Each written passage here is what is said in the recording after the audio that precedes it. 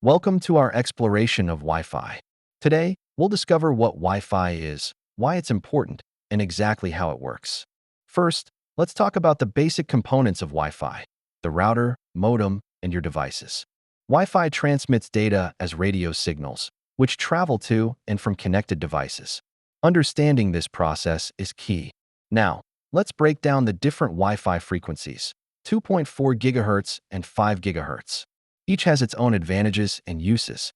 Wireless standards have evolved over time, from 802.11b to the newest Wi-Fi 6. Each version has brought improvements.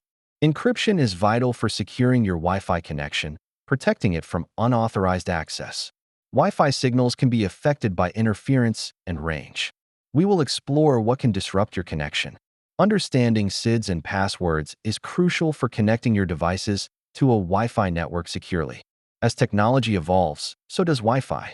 Let's discuss some exciting trends and technologies on the horizon.